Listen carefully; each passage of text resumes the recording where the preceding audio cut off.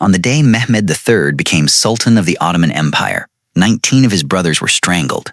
They ranged in age from toddlers to teenagers.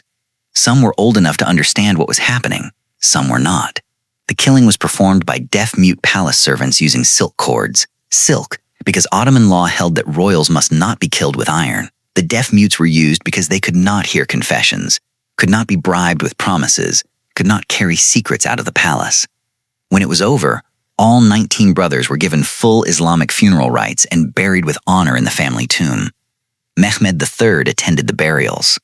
According to the court chronicles, he wept. This happened in January of 1595. It was not a crime. It was not a coup. It was Ottoman policy, established by law more than a century earlier, executed with bureaucratic precision. And understanding why requires understanding what the Ottoman Empire was, what it feared most, and what it had decided the alternative cost. The Ottoman Empire in 1595 was one of the most powerful states on earth. It stretched from the gates of Vienna to the Persian Gulf, from the Crimea to the coast of North Africa. It had been expanding for more than 2 centuries under a succession of powerful sultans, and almost every one of those sultans had come to power through a period of brutal civil war. In the early centuries of the Ottoman dynasty, when a sultan died, his sons fought each other for the throne. The surviving son became sultan. The dead sons became cautionary examples. This was common enough in medieval dynastic politics. The English, the French, the Persians, the Chinese all had versions of it. But the Ottomans had a problem specific to their system, the harem. The Ottoman harem produced children at scale. A sultan might have dozens of concubines, each capable of bearing sons. Murad III, Mehmed's father, was particularly prolific. He fathered over 100 children. When he died, he left behind not just Mehmed, the eldest son and designated heir, but 19 other sons, each of them a potential claimant, each of them the center of a potential faction, each of them a possible starting point for a civil war that could tear the empire apart. Mehmed II. Mehmed the Conqueror, the man who took Constantinople in 1453, had looked at this problem and written the solution into law. The Kanunname, the Ottoman legal code, included a provision so stark it is still shocking to read. For the welfare of the state, it was permissible for whichever prince came to power to kill his brothers. The text used the word fitni, disorder, chaos, civil strife, as justification. One death in the palace was better than thousands of deaths in the provinces. Subsequent sultans had used this law.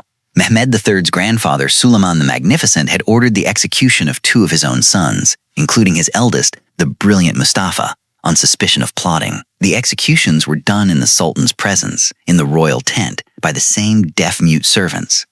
Sultan reportedly sat behind a curtain and listened.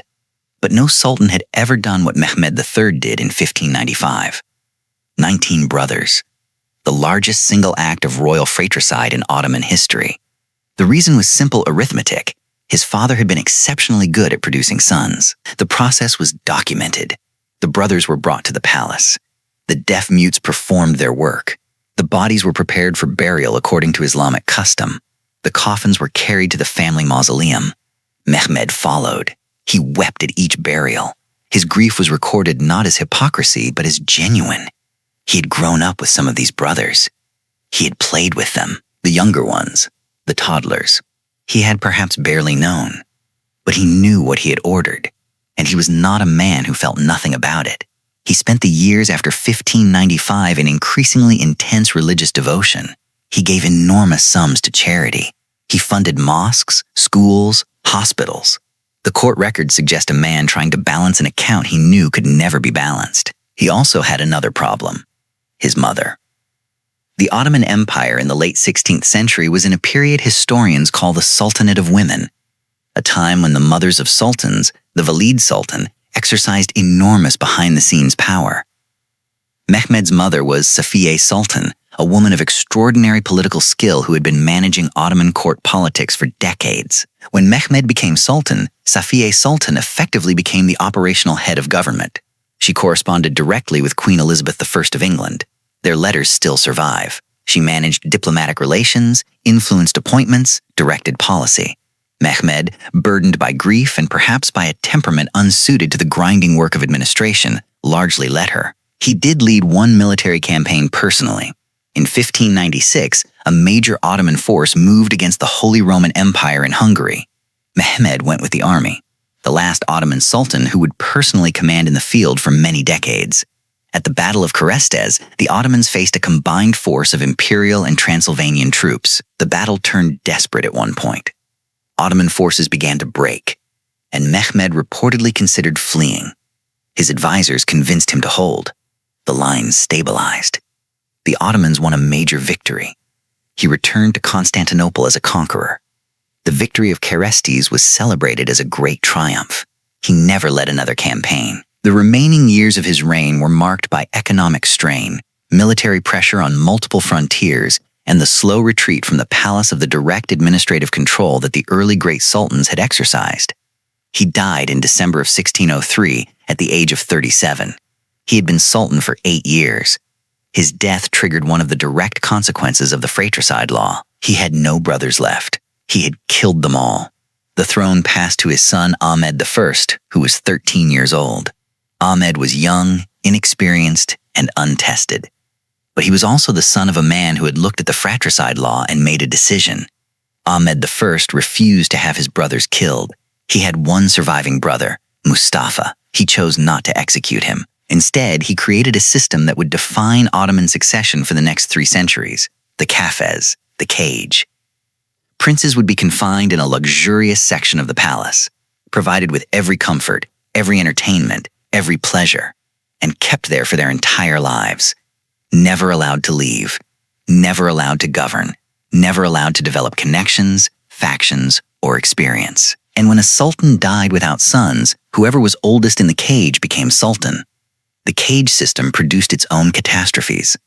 Sultans who had spent 20 or 30 years in gilded isolation, with no education in governance, no human relationships outside the palace walls, emerged to rule an empire of 30 million people. Some were mentally shattered by the isolation. Some were barely functional. The system that replaced fratricide with confinement had traded one horror for another. Mehmed the Third stands at the hinge point between these two systems. He was the last sultan to execute his brothers on accession. His weeping at their funerals, his subsequent religious devotion, the way the court recorded his grief. These suggest a man who understood what the law had made him do and could not entirely live with it. Here is what stays with you. The Ottoman fratricide law was created to solve a real problem. Civil wars of succession were genuinely catastrophic. They killed thousands, disrupted economies, invited foreign invasion, and could end dynasties entirely. The law worked. The Ottoman Empire had unusually stable successions for a major power. The price of that stability was paid in silk cords and the bodies of princes who had committed no crime except being born. 19 brothers, the youngest in a coffin too small to seem real. The Sultan weeping at each burial. The deaf mutes returning to their quarters. The empire continuing without a pause. The system that prevented civil war required someone to carry out what the law permitted. In 1595, that someone was Mehmed the Third. He did what the law required. He wept. He prayed. He gave to charity. And he lived with it for 8 more years until his own death at 37. There is no clean moral here. Only the weight of a system that solved one terrible problem by creating another, and the man who sat at the center of it in January 1595 and gave the order that he could never take back.